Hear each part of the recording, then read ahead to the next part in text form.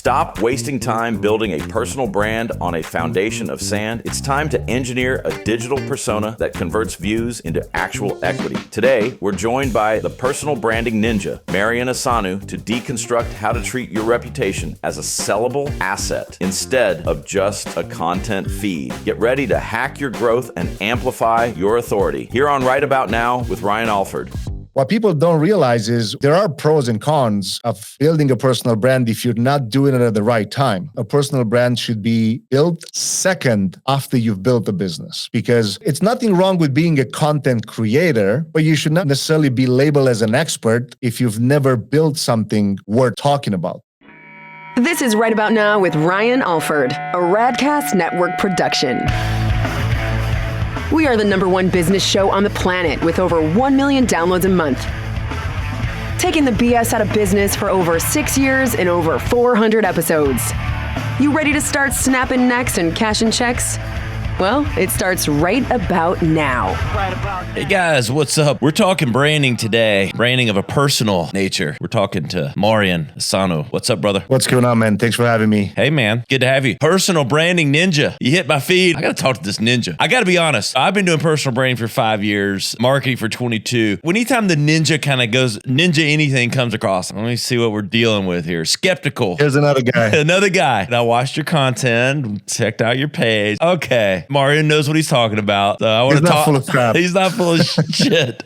The personal branding term, some people just roll their eyes at. I'm usually really good with words. I'm a good writer. What else can we call this? Maybe just to give it some fresh legs. We can call it digital persona, digital brand, the digitalization of a person, whatever you want to call it. At the end of the day, it's really what people are talking about you when you're not in the room. It's the simplest way to think about it. And yes, it's true in person, but it's also true online. If you are not there, does your content speak for itself in a way that doesn't feel weird or it doesn't feel fake? A lot of people are faking it until something doesn't even happen sometimes. Of course, there are problems, but there are also pros and cons to it, because a lot of people don't even think about it this way. Of my business/entrepreneurial journey, I've also bought and sold a few brick and mortar companies. What people don't realize is, yes, it's cool. It sounds great. Build your personal brand, hype it up, make it nice. But if your sole business is just your personal brand, it's dangerous. You're in a dangerous spot. One, you'll never be able to exit it. Two, God forbid, something happens, you're not able to create content for a while. Think about a brand as big as Tony Robbins, Brendan Bouchard, right? Like these huge names. If they are not on the stage, the people that are attending the events, now I'm not saying that they don't have a business behind that personal brand, but you get the point. The main topic of it, there are pros and cons of building a personal brand if you're not doing it at the right time. A personal brand should be built second after you've built a business, because it's nothing wrong with being a content creator, but you should not necessarily be labeled as an expert if you've never built something worth talking about. You can be an enthusiast, and there's nothing wrong with that. There's nothing wrong with putting up a YouTube channel and start doing tutorials about how to do X, Y, and Z, but don't necessarily try to position yourself as an expert and try to build your brand around some topics that you're not an expert in. Be an enthusiast. I've heard this interview from Gary Vee when a guy was actually trying to ask that hidden question to how can he be positioned as an expert when he's not an expert? And that's pretty much the simplest way to look at it. Don't try to be an expert if you're not. You can become an expert during that time, but you can be an enthusiast during this time that you're building the content hub, if it's Instagram Reels, short form video. But in my opinion, the actual personal brand should be separated from the actual business for a couple different reasons. One, let's assume you plan to exit the actual business. Nobody's going to want to buy a personal brand because it's your name attached to it. Nobody's going to want to buy your name. And my favorite case study is actually my wife. My wife runs a beauty salon here in Boston. When COVID hit, the salons were one of the first businesses that were shut down because they were deemed not essential. I said to her, you've built this successful 6-figure business from scratch. You have an expertise. You have a skill set. Let's look at what other people are doing. We looked online. We saw a lot of different people teaching what she was already doing at that point. She has this eyelash extension salon. We started doing research. We looked on Google. We saw what companies are running ads ads against, what type of sales pages they had, what type of products they were selling. We saw a variety of in-person certification, online certifications. Then we looked on Udemy. Then we did the research for organic content on YouTube. And then we understood, okay, people are selling online courses about how to do eyelash extensions. This is your thing. Even though she had experience and she had the skill set built, the first thing that came to mind, why would someone buy from me? Well, the reason that someone buy from me, first things first, is that I said to her, you're not selling advice or you're not creating content for yourself now. You're creating content for yourself 4 years ago when you were trying to learn these things. You spent almost $20K in just attending workshops, getting yourself certified, going for your license at school and stuff like that. You learn all the ins and outs. And then what was the biggest problem? It was not a lot of business advice around how to build this type of brick and mortar shop. So I said to her, you can even start by just sharing the things that you've learned in the past, and I'll even interview you. And then we started posting videos. And then in just less than a year, her YouTube channel went to 23,000 subs. The podcast blew up. Her Instagram blew up. Because why? She already built a successful business prior to her building a personal brand. Yes, that imposter syndrome would have probably been forever if she would have not built that prior business and start talking and giving advice. Because when you give advice about something that you don't feel confident and authentic talking about it, it's going to feel weird. It's going to feel unauthentic. It's going to feel fake. And guess what? People will feel it. If you don't believe in what you're selling, if you don't believe in the things that you talk about, why would someone else would? And that's the main reason why a lot of people lack the context of imposter syndrome versus should I talk about this? Should I not? How to be positioned as the expert. Now, I'm not saying that she could have, even during school time or even when she was trying to get certified, she could have still recorded videos showing this is what I attend, this is how much I paid for these things, but without trying to position herself as, oh, look at me, I'm doing this, this, and that, where actually you're just paying for advice at the same time. So she could have been an enthusiast at that point. It's just she was running her previous company and going to school, so didn't even have time to. But I think it's so interesting, the point you're making. There's a lot of misinformation or bad assumptions about why you should or shouldn't build your personal brand. And it's reputation. We all have a reputation. We all have things that we're good at or that we're specialized in. And social media affords this opportunity to amplify all of that reputation. And with that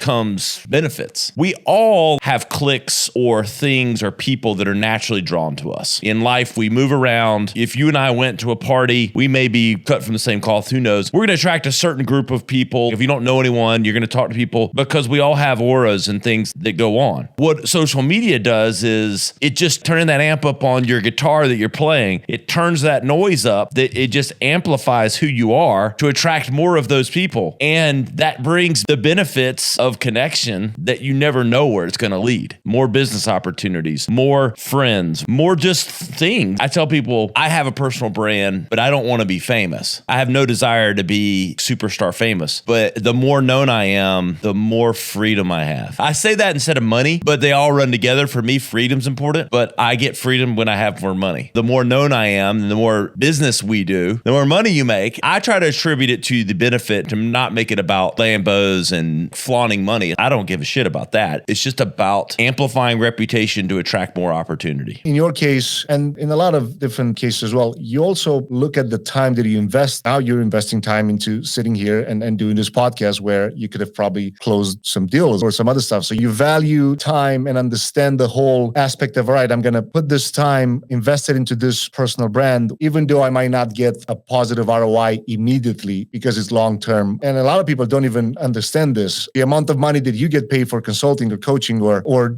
the amount of money of a deal that you can close on the phone right at this time in 1 hour can be 10, 20, 30 times more than the time that you spend here just doing a podcast. But you play the long game. A lot of people forget.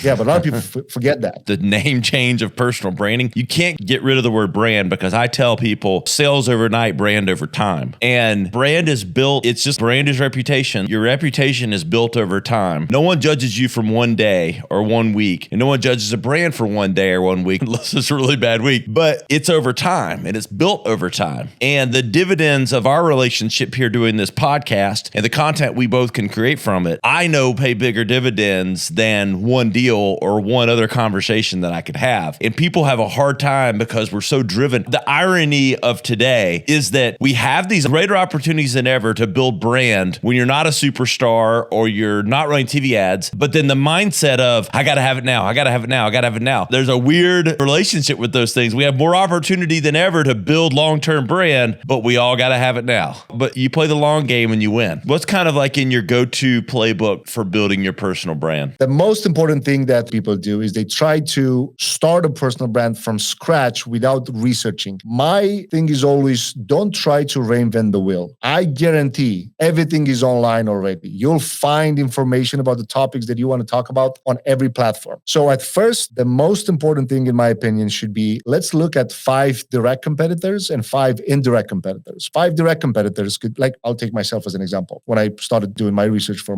myself, look at 5 direct competitors, but direct competitors could also be people that are way bigger that you're trying to compare yourself with. If I think about personal branding space, I can think about Gary Vee, Lewis Howes, Brendan Bouchard, Grant Cardone. Even though he's known as the sales and the real estate guy, he talks about this a lot. And a lot of other people, Frank Kern, even though he's more the direct response, but these 5 have such unique approach. Even though they all cover marketing and personal branding to an extent, they have a unique approach to it. So that's the first thing that we'll have to understand. They have a unique approach, even though they all covered. If we look at the content that they create today, they didn't start creating it 5, 10, 20 years ago when they started their brands. So that's what a lot of people don't realize is they try to mimic what these big brands are doing. But then when you actually look at the audience size that they have, these people can actually post a blank or a full-blown black picture and they'll get likes and comments on it. But when you're just starting out, you don't have that luxury. And even to that extent, you look at people, let's say you look at Gary Vee and you see that he has an audience of 10 million people, and then you're trying to do some research on the reels that he's posting, and then you see reels that have 100 to 300,000 views. You think, oh, that's a crazy successful reel. If you ask one of his team members, they'll say, that's a really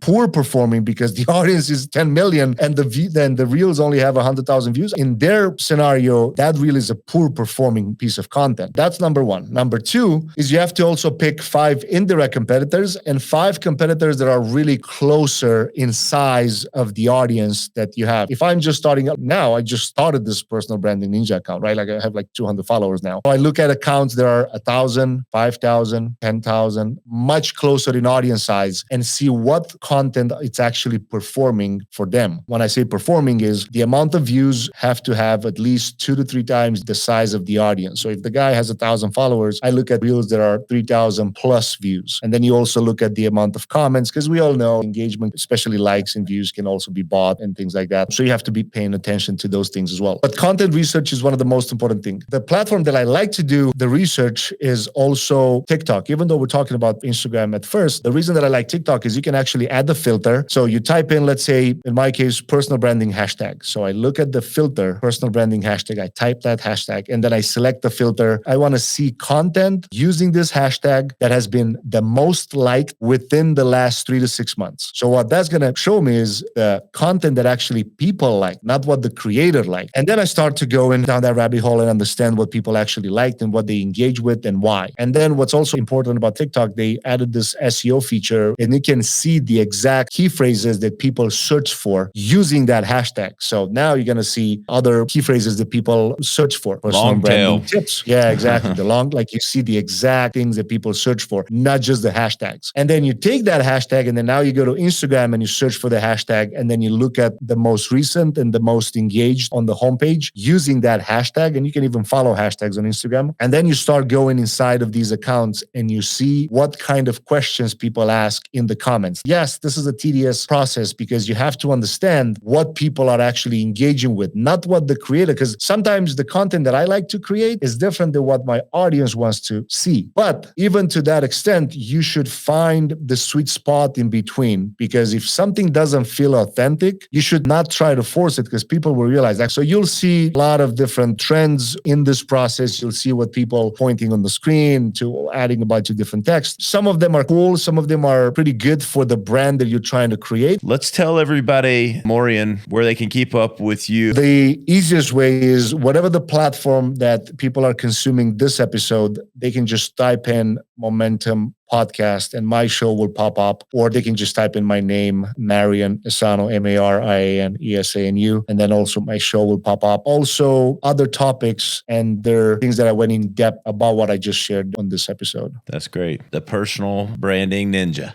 And if they want to connect with me personally, on Instagram. Yes, easy to find. You know where to find me. I'm at Ryan Alford on all the platforms. We'll see you over there. We'll see you next time. This has been Right About Now with Ryan Alford, a Radcast Network production. Visit ryanisright.com for full audio and video versions of the show, or to inquire about sponsorship opportunities. Thanks for listening.